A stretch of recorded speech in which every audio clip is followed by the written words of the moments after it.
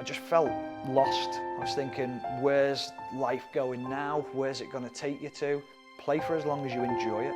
If you don't enjoy it, walk away from it. There's no point in doing something that you hate. Can you remember the first time you ever thought about retirement or just what you would do after your football career? I left Liverpool in time for Blackburn, and I remember being on a bus with Jason Roberts, who was our striker, and Jason must have been around about 30 at the time, and he was talking about retiring at that point, and I was thinking, why are you talking about this? And I remember him saying people need to be more aware of retiring in football and understanding that when you retire, the paychecks no longer come in. The day-to-day life of turning up to football, being in an environment where you're training, keeping fit, you're in a team environment, you're around people.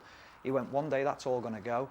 And I just sort of laughed it off, but he was already thinking that way. He was already planning. And I remember thinking nothing of it at the time. And then when I hit around about 32, 33, I thought to myself, I need to think about what I'm going to do here. I felt like I was getting frustrated with football because I'd played in the Premier League and then you slowly start to drop down and it becomes difficult.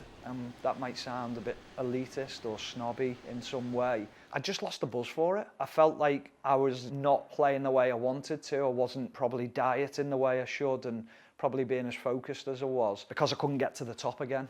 And I felt down and it depressed me.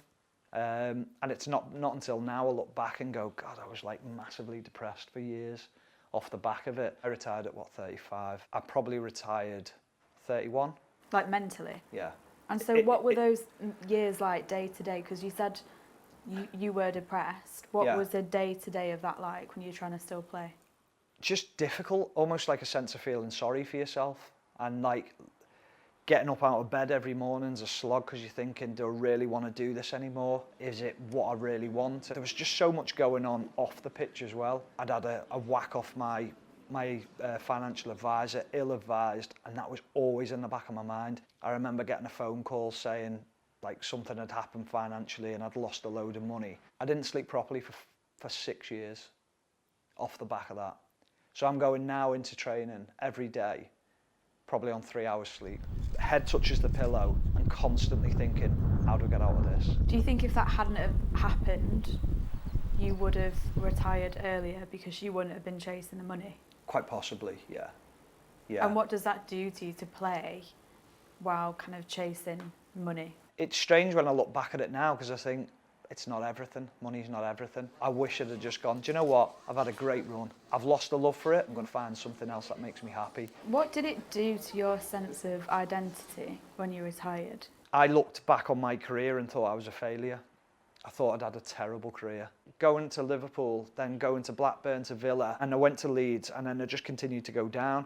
And I always remember thinking like, oh God, I've let myself down there. I've not really reached my potential of where I am. And it wasn't until I retired I looked back and I went, you broke your leg 3 times. I played, 540 games, professional games in my career. I've played for arguably one of the biggest football clubs in world football. I've played for England. I was behind arguably the best left-back in world football in Ashley Cole. I went to a World Cup in 2010, sat on the bench, training with the team every day, travelling, wondering what a World Cup is like, and I'm sat there doing it. And I look back on it with immense pride now, but when I retired, I thought, what have you done with your career? You've wasted it. That is very specifically like an athlete mentality, right? Yeah. So how did you work with a therapist to go from an athlete's mentality to this now?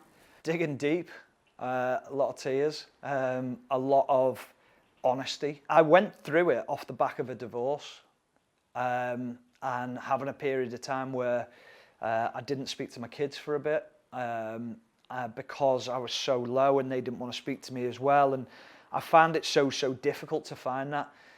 So I'd split up with my ex and I moved into a flat in Liverpool. I've gone to see my brother who lived 5 minutes away from my house in where I used to live, and I got the train back into Liverpool, and my friend who's also my therapist, who I spoke to, it was about 10 o'clock at night or 10:30 at night, and I just pulled up into the train station and he was like, what are you doing in here so late, like getting into town?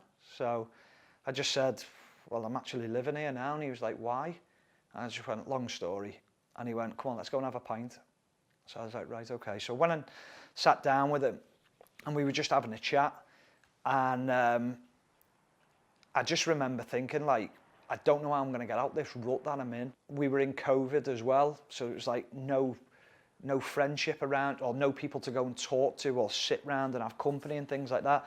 And I remember just talking to him, and he was like, you've just got to find a place where you're content. And I was just like, what do you mean? I just didn't know what he meant. And he was telling me at the time that he was working on becoming a therapist, and he was training for it. And it must have been about 9 months later, I rang him, and he just went, I've been waiting for you to ring me for ages. He went, you look a mess on TV, you sound it. And he was like, I'll make you feel better within 2 weeks. And I was thinking, there's no chance. And I remember coming off that call thinking, wow, I feel so different within one session. And I messaged him after it and went, when can I have my next one? I need it. It was like a fix. He'd give me like homework to do. And the more homework I was doing and thinking about things and working on things, the better I felt constantly. And then I started engaging more with the kids, and the kids could notice a difference in me. And I started to get that sense of, looking back at the career, I wasn't disappointed with it. He put a positive spin on it, and he made me realise what I'd actually achieved in my career. And I remember him ringing me. It was like, when you talk about the proudest moment in your career, this was arguably one of the proudest moments in my life. He went, I watched you the other day on TV. He went, your voice sounds different, your body looks different in the way that you sit in. He went, you look confident in the way that you are. And I felt so proud in myself, because I knew how much I'd been through, how hard it was. Like, I contemplated taking my own life. I was in that much of a rut. I was like, I'm done, until I phoned him. And literally, I say it to him all the time, like, he saved me life. Literally saved me life, because I was at the point where I'm thinking, how do I get back being happy? But it wasn't being happy, it was just being content. Just getting on that train at the right time and seeing him. And that one conversation, to know then that he's at the other end of a phone call, to be able to talk to him and process everything. And the thing is, sometimes not every therapist works for you. I tried other people before that, and it worked a little bit, but he changed it completely, the way I thought about things and the way I was positive about everything. How crucial do you think it is to be aware of your mental health and learn about that stuff when you are coming out of such a whirlwind career where the highs are so high and the lows can be so low? It's tough, because you don't know what to expect. I think people just come out and think life's going to be okay. But again, I go back to that hit of what's going to give you the buzz and what's going to give you that excitement in your life. And I think if you find that quickly, then things are okay. But you've got to find it, and it's trying to find what it is. I get so many people talking to me or asking me questions about it now, because I've spoke about this a few times and how tough it is coming out the game. The one way I liken this, and a lot of people agree with me, is football's like the army. It's regimented. You wear this, you turn up at this time, you eat this, you report whenever, and you're told where to be, when to be, what to be. But as soon as you come out and you lose that structure, that's so difficult to replace. If you could go back to that bus and that conversation with Jason Roberts, yeah. What would you tell young you? To plan better. To plan better, to make sure that there's things set in place for when you do retire,